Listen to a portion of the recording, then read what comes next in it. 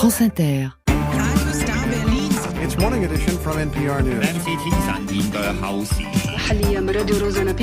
Produce gente en la radio. Faut pas changer de radio. France Inter. Le 18-20. Fabienne Synthèse. Un jour dans le monde, un jour avec deux sœurs en Ukraine ce soir. En cette fin d'année, fin d'une année 2024 éprouvante pour les familles des pays en guerre, nous avons voulu faire parler les fratries. Les frères et sœurs éloignés par la guerre, l'un souvent en danger, l'autre plus à l'abri, simplement parce que les choix de vie d'avant la guerre les ont éloignés. L'un qui vit les déchirements de son pays au pas de sa porte et l'autre qui ronge son frein d'angoisse souvent parce qu'il ou elle est loin. Comment se parler, comment se rassurer, partager des réalités quotidiennes très différentes mais un corps double et le récit intime en tout cas de leur guerre. Nous avons voulu commencer avec Olga et Sacha Kurkovska que nous avons enregistré vendredi. Sacha est à Kiev, Olga est à Paris. Elles donnent de leurs nouvelles au magazine Le Monde très régulièrement grâce à Elisa Mignot qui rassemble tout ça et met en forme leurs messages. Elles ont écrit un livre l'an dernier. Vous les avez déjà entendus dans Un jour dans le monde et il était temps de reprendre de leurs nouvelles. Bonsoir Olga. Bonsoir. Vous êtes à Paris avec nous en studio et bonsoir Sacha. Bonsoir. À distance à Kiev, on est très heureux de pouvoir vous retrouver toutes les deux, de prendre de vos nouvelles. Il s'est passé beaucoup de choses cette année 2024 pour votre pays, l'Ukraine, dans cette nouvelle année en guerre en Ukraine. Et ce qui est fou chez toutes les deux, c'est que vous avez eu un bébé, l'une et l'autre, à peine à quelques mois de distance et d'intervalle. Et j'ai envie de commencer avec vous, Sacha. Nous, on se dit, depuis nos petits canapés en France, on se dit, faut peut-être attendre la fin de la guerre avant d'avoir un bébé. Et évidemment que de votre côté, on se dit exactement l'inverse, en fait. Forcément, oui. Je pense que c'est ça la vérité. Sauf que moi, je me suis jamais posé cette question en vrai. Je pense que le temps après la guerre n'existe pas ici et là, donc on peut pas se projeter et attendre la fin de la guerre pour vivre la vie. Et ça change quand même la vie, j'imagine, Sacha, énormément. Je pense à ce que vous nous racontiez précédemment, ce que racontent tous les Ukrainiens qui disent que lors des alertes, on sait évaluer, on descend dans l'abri, on descend pas dans l'abri. Là, avec un tout petit bébé, ça a totalement changé, j'imagine, vos perspectives, avec en plus les bombardements qui s'intensifient à Kiev. Oui et non, parce que avec le temps de guerre à Kiev, la défense est devenue beaucoup plus forte qu'au début, au tout début bien sûr. Et ce matin, on a eu une grande attaque de missiles balistiques sur la ville. Et bien sûr, il y a des conséquences, il y a les dégâts. Par exemple, je viens d'apprendre que notre université, où on a fait nos études avec Olga, a été touchée par le missile et les fenêtres sont brisées partout. Donc voilà, donc c'est la réalité. Et avec le petit, bien sûr, tout change, sauf qu'on n'a pas vraiment d'abri juste à côté de nous où on pourrait aller. Donc on se débrouille dans le couloir et on est toujours très vigile par rapport à tout ce qui se passe. Voilà. Olga, vous de votre côté, qui avez aussi un petit, ce que vous nous racontiez, c'est que à un moment vous vous êtes dit, je vais y aller, moi aussi en Ukraine, il faut qu'ils se rencontrent, ces deux cousins. Oui. Et puis finalement non. Et ce qui est fou, c'est que finalement non, parce que le vôtre risque d'avoir peur des bombardements, ce qui est bien normal, alors que celui de Sacha est né avec et même s'endort avec. C'est à la fois fascinant et terrifiant, en fait.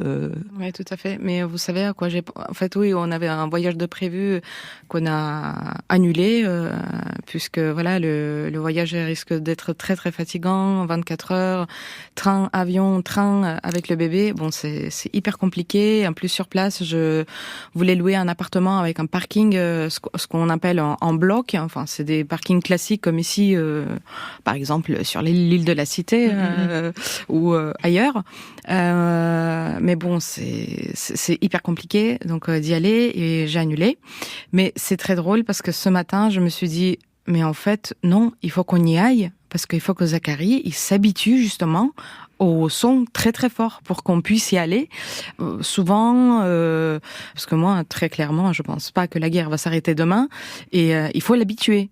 Donc, je veux habituer mon bébé de 10 mois au bombardement. Ça paraît complètement dingue, mais si je veux voir ma famille, des pensées comme ça qui passent par ma tête, c'est quand même assez impressionnant. Qu'est-ce que vous en dites de ça, vous, Sacha, qui avait un enfant qui effectivement s'endort quand même si autour de lui on entend les bombardements? Mais il est tout petit encore, il a 2 mois et donc les bombardements, les explosions, ce n'est pas effectivement le type de son qui pourrait le réveiller maintenant. Mais je pense avec du temps passé, il va s'habituer vraiment. Et justement, il y a la sirène dans la rue, là maintenant. Mmh. Et il est dehors, peut-être avec son père. Peut-être il va réagir, ou peut-être il va s'habituer à ce son aussi. C'est dingue, mais nous ici on n'a pas de choix. Et Olga, je pense qu'elle a pris le meilleur choix pour venir un peu plus tard, peut-être en été, parce qu'en été la vie est toujours plus facile qu'en hiver déjà. Olga, la dernière fois qu'on s'est parlé ici même avec Sacha, vous disiez évidemment votre inquiétude, votre sœur est restée là-bas, et en même temps vous disiez que vous apprenez à ne mettre la pression à personne, enfin chacun fait ses choix, aussi ses choix de vie. Est-ce que c'est plus difficile de s'y tenir aujourd'hui, de ne pas supplier votre sœur de venir habiter chez vous à Paris, pas seulement à cause du petit, mais aussi parce que cette situation semble interminable? Est-ce que vous avez fait la paix avec ça? Je pense que oui. De toute façon, j'ai pas le choix. C'est donc le choix que ma famille a pris de rester là-bas, c'est leur choix. Et tous les jours, je me dis, alors il faut que je les soutienne par mon silence, tout simplement. Voilà, mais j'avoue, c'est dur à vivre ça. Même Sacha, elle raconte que ils descendent pas trop dans l'abri.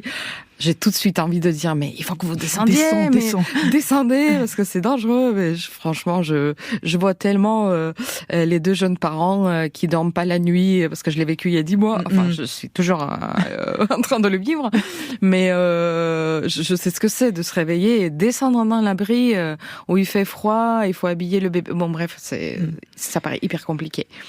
Sacha, l'année a été rude parce que évidemment la guerre est toujours là, parce que la pression russe monte, parce qu'il y a aussi cette petite musique qui dit l'Ukraine est fatiguée. Et quand on dit l'Ukraine est fatiguée, en creux, ça dit on va négocier une fin de guerre. Est-ce que cette musique de l'Ukraine est fatiguée, elle vous agace? Est-ce qu'au fond de vous dites c'est vrai, l'Ukraine est fatiguée? C'est quoi votre avis là-dessus? Bon, j'avoue que je n'ai pas de réponse stricte. C'est très ambigu dans ma tête aussi. Bien sûr, c'est moi qui est fatiguée. Je pense pas que toute l'Ukraine soit fatiguée. Bien sûr, surtout les gens qui combattent au front, les hommes et les femmes à qui on ne pourrait pas dire qu'on est fatigué. Cette petite musique, elle est partout parce que la guerre fatigue énormément la vie et les gens, mais il y a un autre point qui est très fort en Ukraine, la proportion d'énergie et d'envie de vivre qui est vraiment proportionnelle à celle de défense, par exemple, et qui sont très très liées et vous pouvez pas les détacher l'une de l'autre. Cette envie de défendre l'Ukraine et l'envie de vivre qui se développe en parallèle vraiment. Donc je pourrais pas dire que quelqu'un ici soit d'accord pour négocier la paix en cédant les territoires. Je pense que c'est plutôt une pensée négative dans les têtes des gens et qui ne sera pas réalisée. Voilà. Et en même temps, Olga, c'est vous qui racontez dans les récits que vous faites régulièrement que l'un de vos amis qui était violoncelliste, qui est toujours violoncelliste, a été happé en pleine rue parce que on lui a demandé ses papiers militaires. Désormais, il est soldat. C'est Sacha qui raconte la mort d'un de ses proches, quelqu'un qui venait d'avoir un enfant.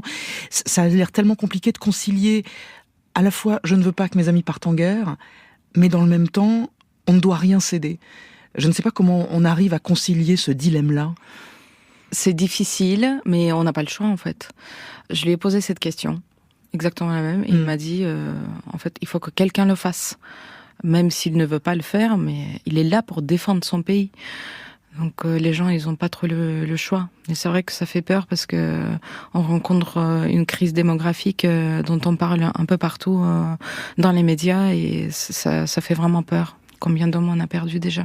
Sacha, je vous ai entendu réagir. Comment on concilie de votre côté, vous qui êtes resté en Ukraine, je ne veux pas que mes amis partent en guerre, et en même temps, je sais aussi que cette guerre n'est pas finie. Il n'y a pas vraiment d'accord entre les deux parce que on vit les deux. C'est comme derrière le miroir, c'est à notre côté de miroir. On a les deux en même temps. L'envie de vivre en paix dans l'Ukraine indépendante qui pourrait se développer, être en prospérité totale. Et voilà, où je pourrais après avoir un fils qui pourrait ici vivre normalement. Mais de l'autre côté, nous avons la Russie qui sera toujours là comme voisin et Poutine avec tout le pouvoir et avec les gens qui le supportent qui vont jamais s'arrêter. Et donc c'est comme ça. Est-ce que céder, quand on dit céder, c'est commencer à négocier, imaginer les territoires, Olga? Est-ce que céder, c'est la certitude d'être englouti à terme par les Russes? En fait, c'est ça que vous avez en tête? Je pense exactement ça. Parce que Poutine, jusqu'au moment où il est là, parce qu'à un moment donné, il va avoir 75, 80 ans. Donc, je pense que tous les Ukrainiens espèrent la même chose, qu'ils disparaissent demain. Mais c'est vrai qu'on l'a vu en 2014. C'est pas possible de négocier avec quelqu'un la paix qui veut raser ton État, qui veut que l'Ukraine disparaisse. Et du coup, dans cette perspective-là, et je pense à 2025 qui arrive, au fond, qu'est-ce qui vous fait le plus peur? Est-ce que c'est l'arrivée de Trump, qui est très flagorneur et qui dit « moi, en 24 heures, je peux régler ça » Est-ce que c'est nous, les Européens, qui sommes plus ou moins en train de tanguer depuis un certain nombre de mois? Qui vous fait le plus peur, au fond? Qui vous inquiète le plus? En fait, l'élection de Trump m'inquiète pas du tout. Je pense que il voudrait aussi trouver une solution. Mais sauf que le gros problème, c'est Poutine qui, au final, ne voudra pas lâcher le morceau. Donc, les régions ukrainiennes. Ce qui me fait le plus peur, c'est que l'armée russe avance. Et très clairement, nous, on manque de gens. L'armée ukrainienne manque d'armes. Et ce qui me fait peur, c'est que les États-Unis arrêtent de fournir les armes. C'est ça, parce que pour moi, la seule manière de combattre notre ennemi, c'est de le combattre avec des armes. Autrement, on ne pourra pas l'arrêter. Est-ce que vous partagez, j'imagine, Sacha, la crainte que les États-Unis arrêtent d'envoyer des armes et que nous, les Européens, soyons plus frileux? On voit bien que les choses sont en train de bouger aussi dans ces lignes-là. Bon, je n'ai pas peur que les États-Unis arrêtent de nous fournir des armes parce que c'est la plus grande usine d'armes au monde. C'est leur business. Bon, désolé, c'est un peu brusque de le dire comme ça, mais je n'ai vraiment pas peur de ça. Et Trump, bon, s'il pourrait arrêter notre guerre en 24 heures, bon, il l'a pas fait déjà, donc bon, il pourra le faire peut-être. On va voir. Et non, je n'ai pas peur. J'ai peur que l'Ukraine soit fatiguée de cette guerre. Et je pense que c'est ma plus grande peur. Et qu'elle cède, du coup, c'est ça que vous dites, Sacha? Oui, mais c'est les territoires. Il ne s'agit pas des territoires, il s'agit des gens, des vies, des enfants qui sont sur ces territoires-là. Et c'est ça l'Ukraine. Et la Russie, elle s'en fout et des territoires et des gens qui y vivent. Donc c'est terrifiant. Olga, Sacha, c'est la fin de l'année, c'est Noël très bientôt. Je ne sais pas très bien comment formuler ce qu'on doit vous souhaiter. Quand on est dans un pays en guerre, ça paraît extrêmement naïf, voire enfantin, mais je vais quand même vous poser la question. Au fond, peut-être que le meilleur souhait, ce serait que les deux cousins se rencontrent cette année 2025. Oui, c'est le souhait le plus réaliste, je pense. Pour vous aussi, Sacha? Oui, tout à fait. Moi, je regarde déjà les billets d'avion pour cet été. Effectivement. Moi aussi. Eh ben, c'est bien d'avoir des perspectives pour l'été, d'y penser, d'avoir envie d'une petite cousinade entre ces deux bébés. Ouais, je vous remercie toutes les deux très chaleureusement. Merci beaucoup d'avoir été avec nous. Merci beaucoup. Merci. La suite, ce soir, c'est le reportage d'un jour dans le monde qui est au Japon, le seul pays à ne pas se réjouir et à surtout pas bien comprendre pourquoi Paul Watson est célébré en héros pour aller jusqu'à 19h. D'abord, je vous le dis, Julien Nénier est à côté de nous du service politique de France Inter, au cas où. Et sinon, Xavier Demagny sous les radars. Oui, on ira au Nigeria où des distributions alimentaires sur fond d'inflation ont tourné à des mouvements de foule meurtriers. Le Monde à 18h50, ce sont les paris 2025 de la rédaction internationale et c'est Christian Chesneau le premier, bonsoir. Bonsoir. Ce soir, on parle de l'Iran. Les Iraniens peuvent-ils conserver leur influence au Moyen-Orient après la chute de leur meilleur ami, Bachar el-Assad en Syrie? Et Cyril Sauvageau, la BO du Monde. Salut Cyril. On revient ce soir sur l'un des grands succès de 2024 dans le monde arabe, une chanson pour Gaza qui a propulsé au devant de la scène un chanteur égyptien, Amir Eid. Allez, à tout de suite. Le tour de la planète n'est pas fini, les amis. Il passe par la Californie avec l'indétrônable Kendrick Lamar. 17 Grammy Awards, un prix Pulitzer catégorie musique en 2018. Le 9 février 2025, ce sera lui qui sera à la fameuse mi-temps du Super Bowl. Squabble Up, c'est le titre et ça veut dire se chamailler. God knows. I am reincarnated. I was stargazing. Life goes on. I need her, my babies. Woke up looking for the broccoli. High key, keep a horn on me. That could my seat. IP ownership, the blueprint is by me. Mr. Get Off, I get off at my feet.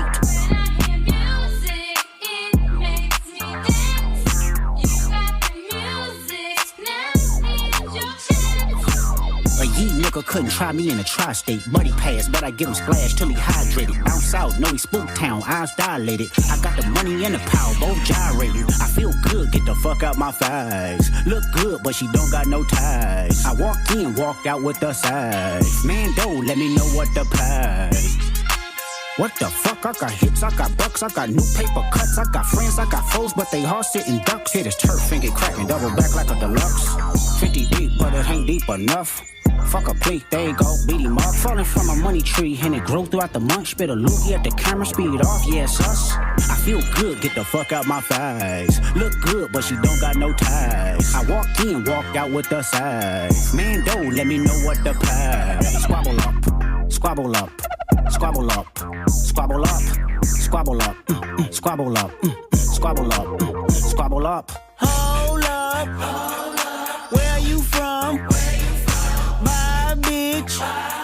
I'm finna go dumb, sideways, bunk skunk, Viva, I'm on one.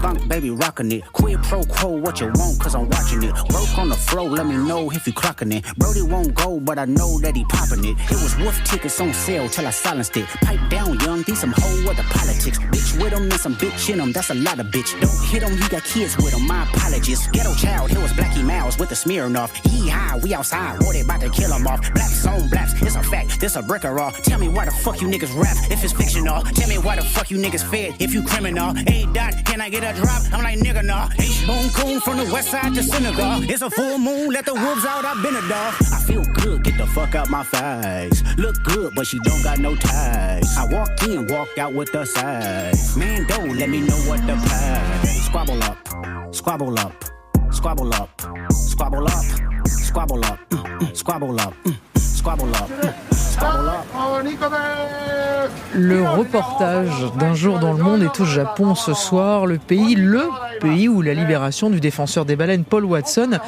n'a pas fait que des heureux. Même si tous les Japonais ne sont pas des mangeurs de baleines, ils sont nombreux à se demander pourquoi Watson est vu chez nous comme un héros et pourquoi la pêche et la consommation de baleines suscitent autant d'opposition. Le reste, c'est Karine Nishimura qui raconte. Paul Watson n'a pas de mots assez durs contre le Japon chasseur de baleines. La réciproque est vraie, le gouvernement japonais voit en Watson un activiste violent qu'il faut punir. Takeshi Iwaya, ministre des Affaires étrangères. Contrairement à ce qu'on dit, nous ne poursuivons pas Paul Watson via Interpol pour ses opinions anti-chasse à la baleine ou son idéologie, mais parce qu'il est suspecté de complicité de délits d'obstruction aux activités des navires, de blessures, etc. etc. Cette affaire doit se régler de façon appropriée en se fondant sur le droit et les faits avérés. L'arrestation de Paul Watson au Groenland pour ses faits remontant à 2010, sa détention pendant 149 jours, le refus du Danemark de l'extrader vers le Japon n'ont fait qu'exacerber les tensions entre les deux parties. Les Japonais ne comprennent pas que Watson soit considéré comme un héros ou une victime. Hideki Tokoro, patron de la société Kyodo Senpaku, qui possède et exploite la principale flotte baleinière japonaise.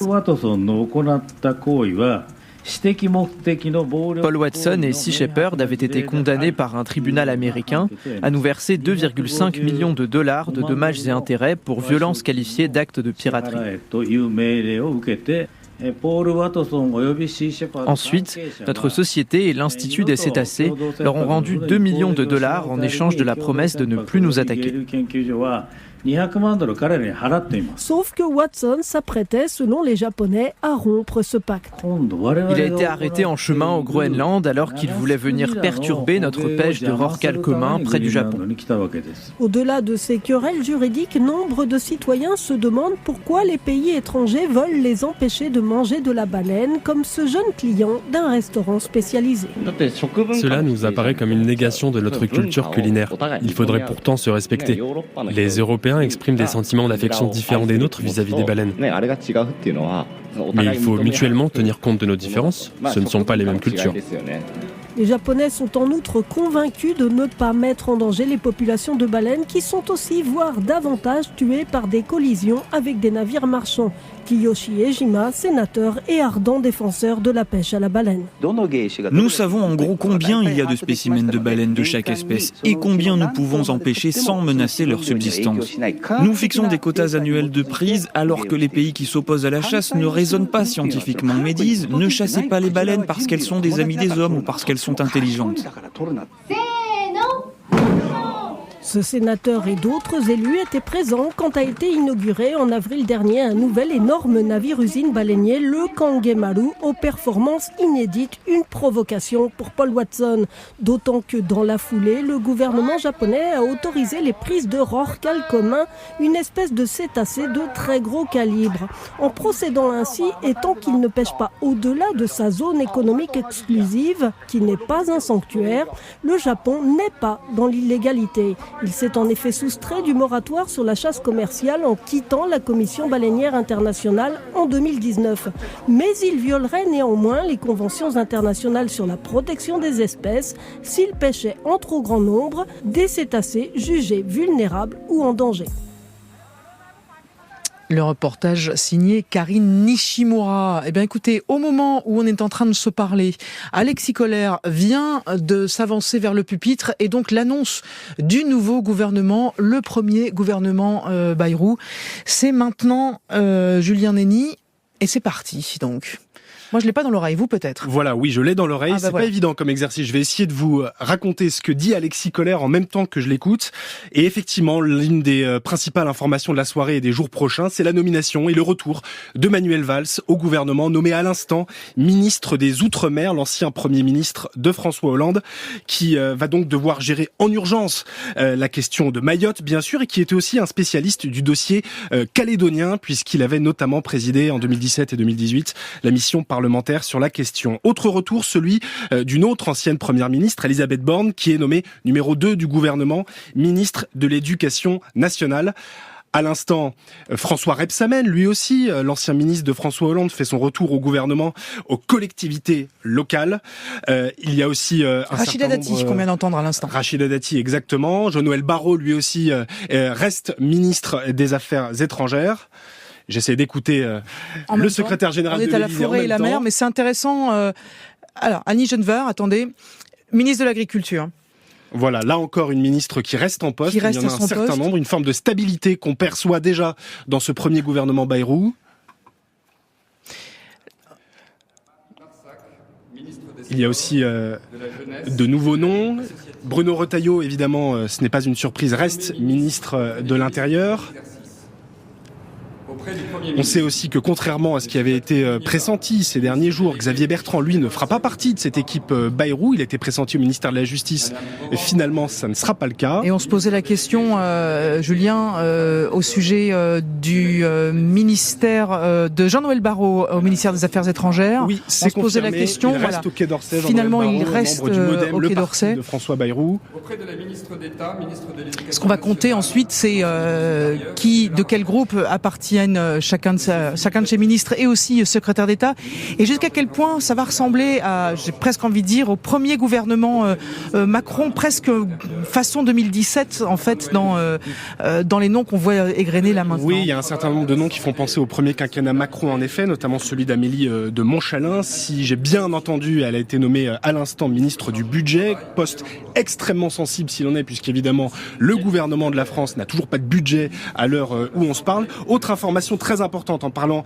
des postes liés à l'économie, c'est la nomination d'un total inconnu du grand public, mais qui va avoir un poste crucial. C'est Éric Lombard, nommé ministre de l'économie. Éric Lombard, dont le nom était déjà jusque-là directeur de la Caisse des dépôts et des consignations. Et effectivement, Fabienne, son nom avait été évoqué cet été. À la place de Michel Barnier, non ? Au moment où on cherchait un successeur à Gabriel Attal pour la société civile. Le nom d'Éric Lombard avait été évoqué un moment avant que Emmanuel Macron ne nomme Michel Barnier. En quelques mots, Éric Lombard, c'est un profil plutôt classé à gauche, avec les guillemets qui s'imposent. Il avait notamment travaillé au cabinet de Michel Sapin au début des années 90. Avec un gouvernement dont François Bayrou avait dit qu'il serait un gouvernement resserré.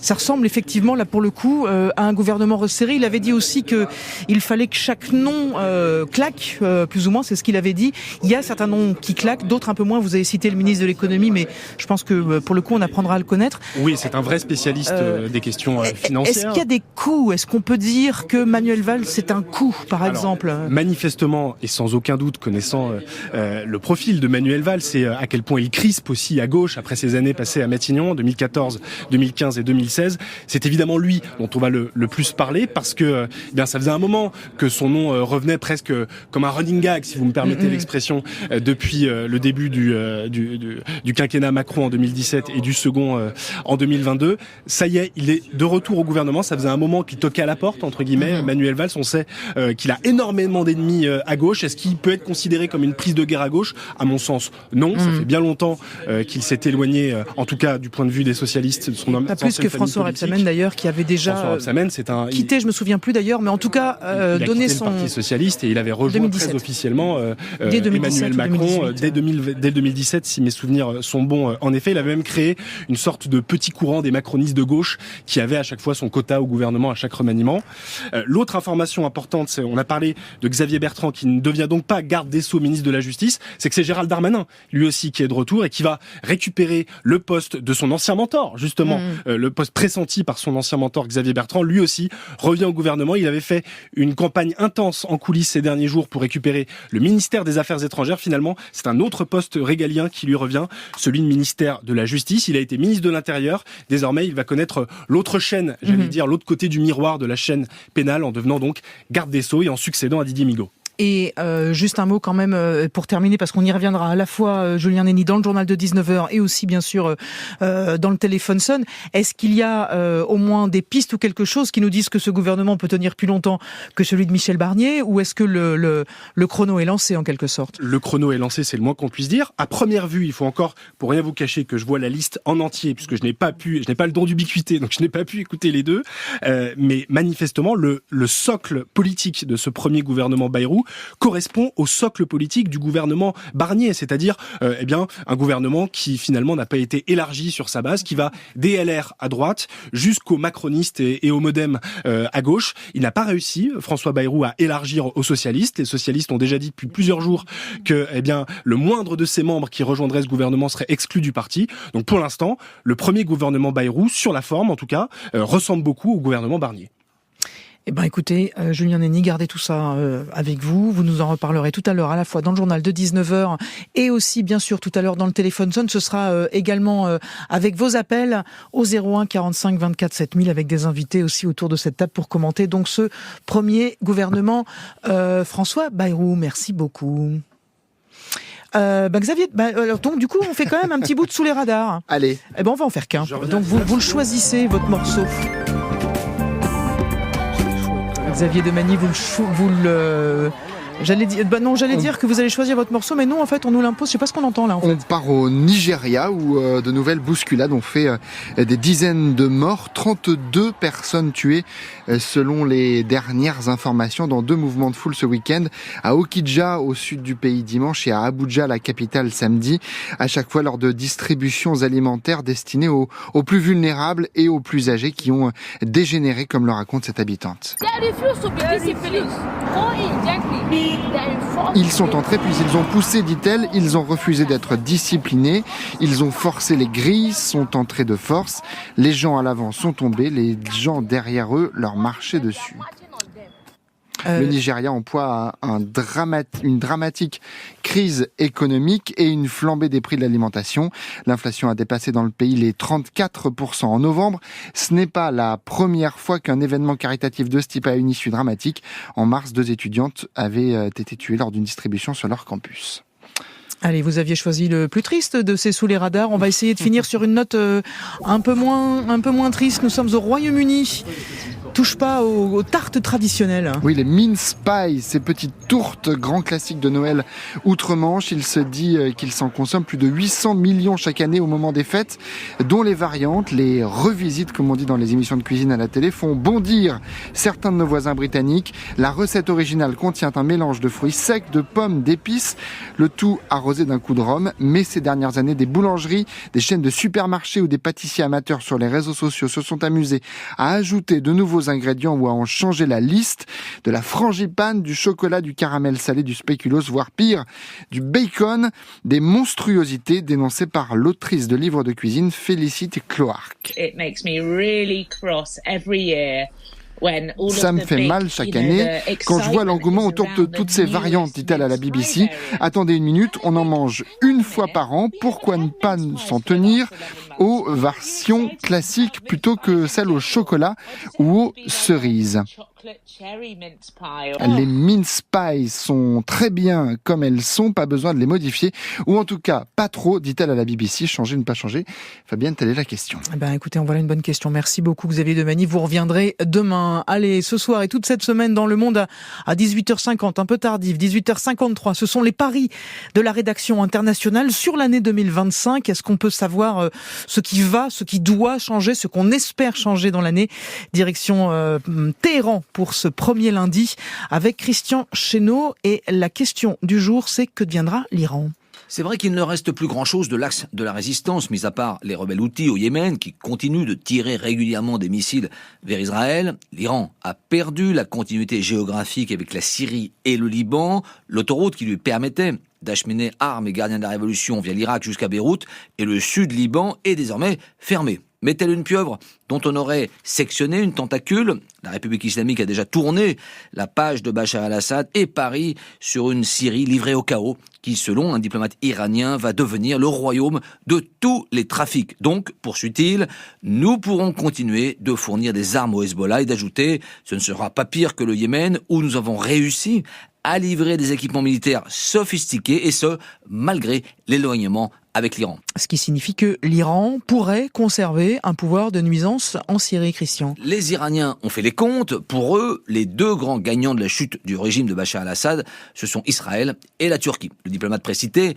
me disait que le Hezbollah n'a pas l'intention d'abandonner ses armes lourdes à la finule ou à l'armée libanaise et que selon lui, seul 1/3 de ses stocks a été détruit ou utilisé lors de la dernière confrontation avec l'État hébreu. Et déjà, m'explique-t-il, les gardiens de la révolution ont commencé à restructurer la direction du Hezbollah. Quant à la Turquie, les Iraniens savent très bien que le talon d'Achille d'Ankara, ce sont les Kurdes. Pour contrecarrer les plans d'Erdogan, Téhéran pourrait facilement aider en sous-main les Peshmerga kurdes si tel était son intérêt. Et puis, l'Iran a encore la carte nucléaire dans sa manche.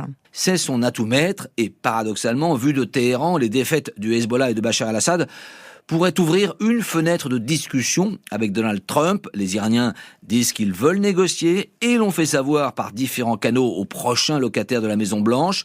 À partir du 20 janvier prochain, une période cruciale s'ouvre pour la République islamique. Tout dépendra de l'attitude de Trump. Veut-il trouver une solution qui briderait le programme nucléaire iranien en échange de la levée des sanctions ou alors De concert avec Israël, va-t-il opter pour une ligne agressive contre Téhéran? Dans ce dernier cas, le pouvoir iranien prévient déjà qu'il est prêt à se retirer du TNP, le traité de non-prolifération nucléaire, ce qui signifierait la fin des inspections de l'AIEA. Et en cas de menace existentielle, il pourrait mettre en route la fabrication de l'arme nucléaire, sachant qu'à ce stade, les ingénieurs iraniens disposent d'assez d'uranium enrichi pour mettre au point 5 bombes nucléaires. Mais évidemment, comme toujours, le pire n'est jamais certain. Christian Chesneau de la rédaction internationale de Radio France, merci beaucoup. La BO du Monde, c'est maintenant et c'est Cyril Sauvageau.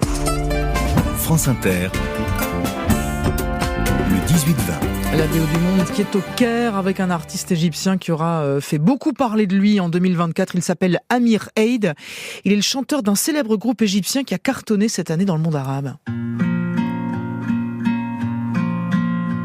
C'est une chanson toute simple, un air de valse à la guitare acoustique.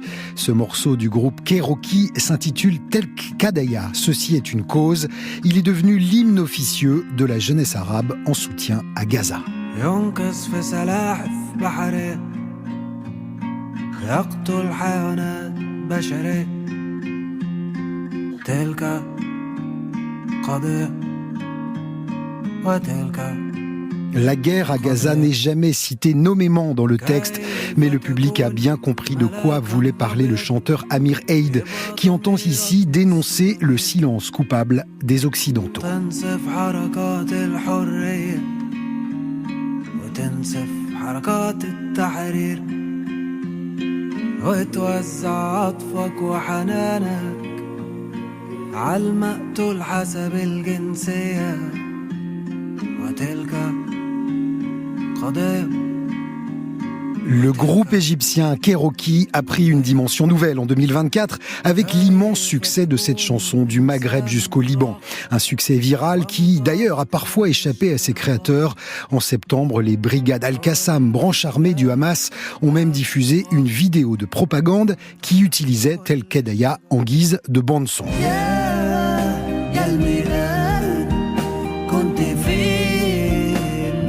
Avant cette histoire, Kairoki était déjà très célèbre en Égypte. Le groupe s'est fait connaître en 2011 au moment de la révolution Place Tahrir à la chute d'Hosni Moubarak.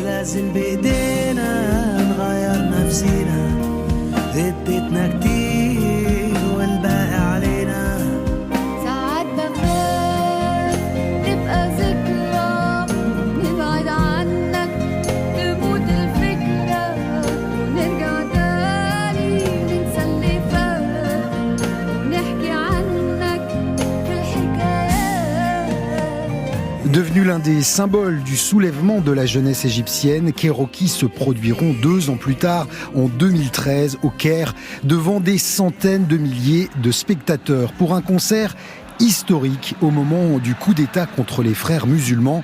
Des témoignages vidéo de ce moment circulent sur le net.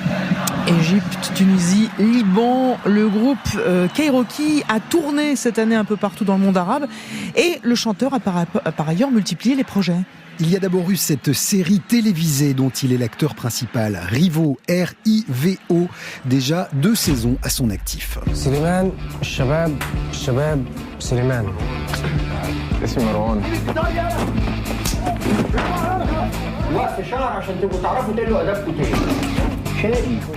Rivo, c'est une fiction qui raconte l'ascension d'un groupe de rock dans une grande ville du Maghreb. Toute ressemblance avec la trajectoire de Kairoki est évidemment voulue.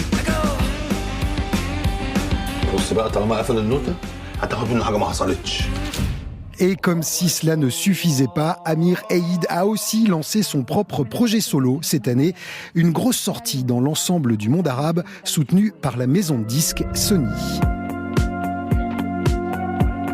Le registre est un peu différent de Kairoki, plus intimiste, plus personnel, des textes qui racontent pas à pas toutes les étapes d'une histoire d'amour. Le projet s'appelle Roxy et ses sonorités nocturnes électroniques ont résonné partout en 2024 dans le monde arabe, dans les clubs et les taxis, du Caire jusqu'à Casablanca.